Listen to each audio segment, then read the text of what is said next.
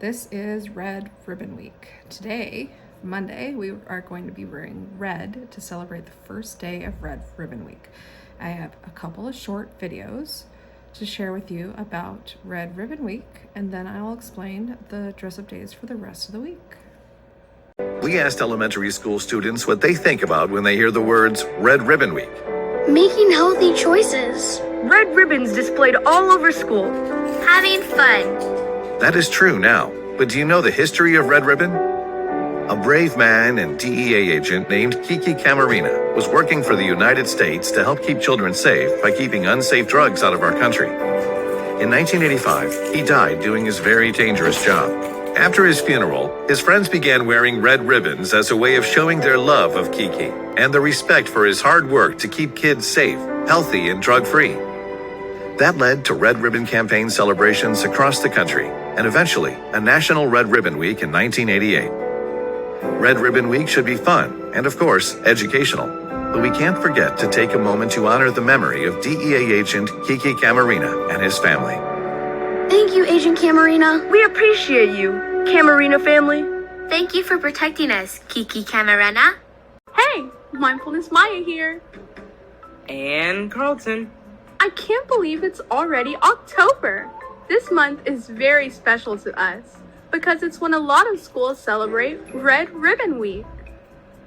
Red Ribbon Week is a week that lots of schools use to teach students about how important it is to make healthy choices and to say no to drugs.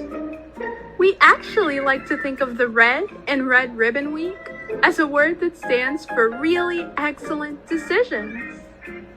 The theme usually changes every year, but one thing that always stays the same is that we remind each other to make really excellent decisions for ourselves.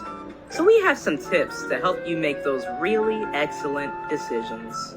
Number 1, be responsible. You can be responsible in lots of different ways, like cleaning up after yourself, doing your work for school on time, and being respectful to your teachers. These are just a few examples, but being responsible is something that you can do anytime, no matter how big or small the action is. Number 2, make healthy choices. Taking care of your body and making sure you feel good and healthy is such a great way to take care of yourself.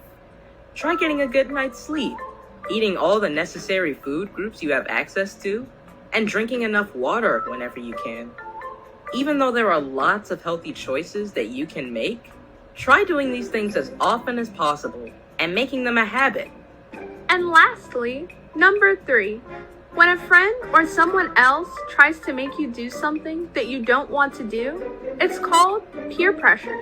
Friends should be understanding and kind to you. So if they try to make you feel bad about not doing something, then they aren't really a good friend. Try to avoid people that do drugs or pressure you into doing them too.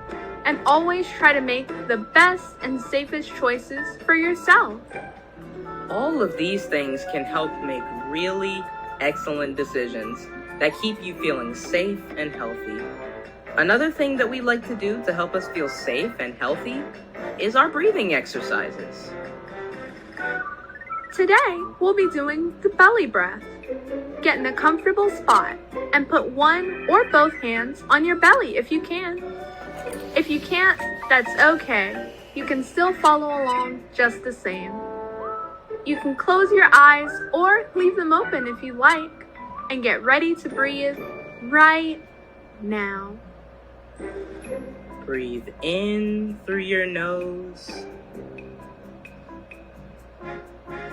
and breathe out through your mouth.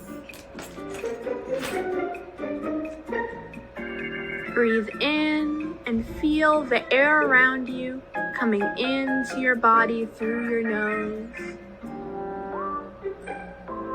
Then breathe out and let that deep breath go. Last one. Breathe in and feel how your belly rises. Then breathe out and notice how it goes right back down. Thanks everyone for breathing with us. That's all for today, but we'll see you all again next week. Alrighty, so tomorrow is don't be wild, stay away from drugs, wear your safari jungle themed clothes. Wednesday, follow your dreams, not drugs. Wear your pajamas to school, comfy day. No slippers though. We still want you to be able to walk around and not fall down and hurt yourselves. So you still have to wear shoes. Thursday is our future is too bright to do drugs. Wear your bright neon clothes. Friday, hit home runs by staying drug-free. So, you know why we want you to stay drug-free?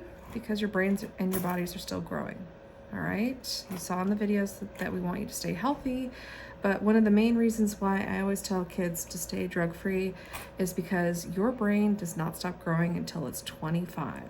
You are 25.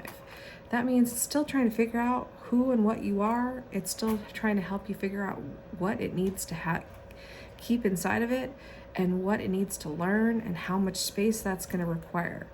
So when you put drugs in the system, it can kill those brain cells that you might need later on. So that's why we say no to drugs, because while you're still a kid, your brain is still growing. And you need all the brain cells you can get until your brain decides, nope, I have enough space, I've got enough brain cells, and we can figure it out from here, okay? So that is Red Ribbon Week. This week, my 1st and 3rd grade friends will be taking a special test to see if we have any students who need to be qualified for GATE. Don't worry, everybody else. If your teachers, your parents think you should be qualified for GATE, you will have a chance to take this test as well.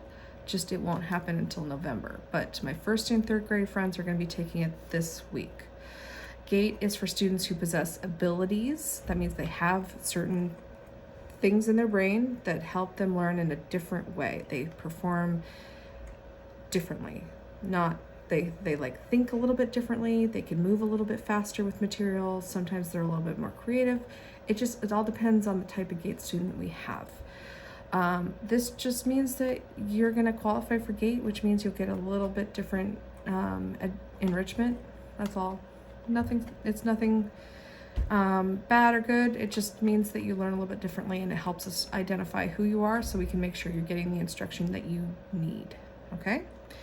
And congrats to all students who made the basketball team. Good job. All right, your first game is actually going to be this Friday against Steinbeck, and will be a home game. And then the reason why it's this week and not giving you an extra week of practice is because next week is going to be parent-teacher conferences. And so we are not going to have any sports practices after school next week, no games, nothing, because your teachers and your parents and guardians need to use all that time to meet and discuss how you are doing this school year. So if your parents or guardians have not signed up for parent-teacher conferences, please remind them. All that information is in Parent Square, and if they don't have access to Parent Square, to have them call the school. All right, let's go get them, Hawks. Trustworthy. To find out if you're trustworthy, first ask yourself, do you tell the truth? Are the words you say true or false? When working with others, can people count on you to do your part? Do you do the things you say you are going to do? Do you take or borrow things from others, but make sure you give them back?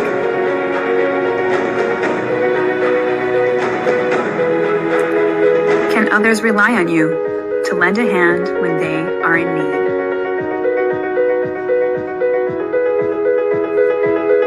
Can the people in your community rely on you to keep everyone safe and happy?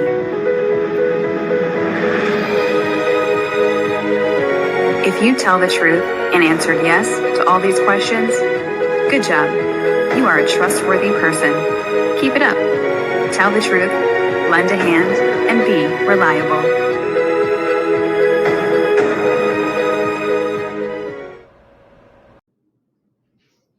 Now Now for the pledge.